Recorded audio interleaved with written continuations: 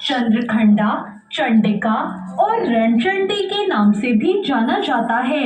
ऐसा माना जाता है कि माता अपनी कृपा, बहादुरी और साहस से लोगों को पुरस्कृत करती हैं।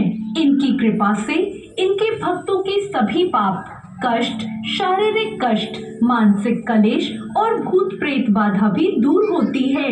आइए सुनते हैं माता चंद्रघंटा से जुड़ी पौराणिक कथा। प्राचीन काल में देवताओं और असुरों के बीच काफी लंबे समय तक युद्ध हुआ। उस दौरान असुरों का राजा महिषासुर था और देवताओं के स्वामी इंद्र थे।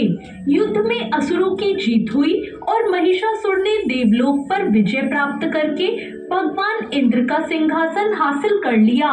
महिषासुर ने इंद्र, सूर्य, चंद्रमा और वायु समेत सभी देवताओं से उनके अधिकार भी छीन लिए। स्वर्ग से निकाले जाने के बाद सभी देवतागण इस समस्या से निकलने के लिए त्रिदेव ब्रह्मा, विष्णु और महेश के पास गए। वहां जाकर सभी देवताओं ने असुरों के किए गए अत्याचार और उनसे छीने गए सभी अधिकारों के बारे में भगवान को बताया। देवताओं ने त्रिदेव को बताया कि महिषासुर के अत्याचार के कारण स्वर्गलोक तथा पृथ्वी लोक पर भी विचरण करना असंभव हो गया है। तब यह सुनकर भगवान ब्रह्मा, विष्णु, महेश अत्यंत क्रोधित हो उठे। क्रोधित होने पर उन तीनों भगवानों के मुख से एक ऊर्जा उत्पन्न हुई। वो ऊर्जा जाकर देवताओं गण के शरीर से निकली ऊर्जा से मिल गई।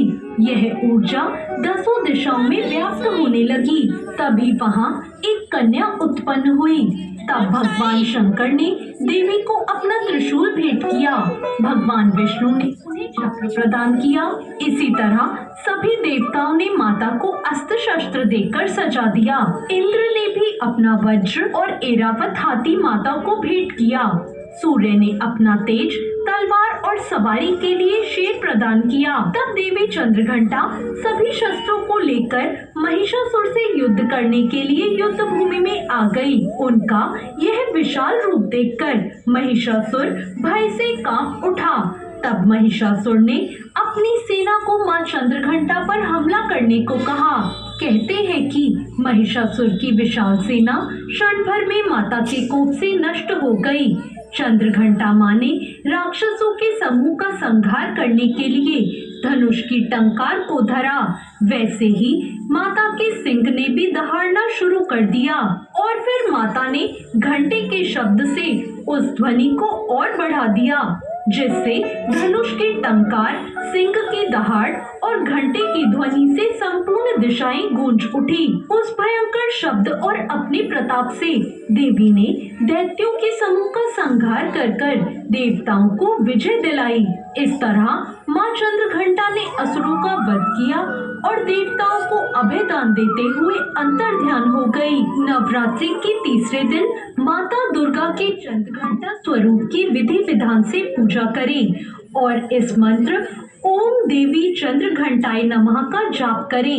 इसके बाद मां चंद्रघंटा को सिंदूर, अक्षत, गंध, धूप, पुष्प आदि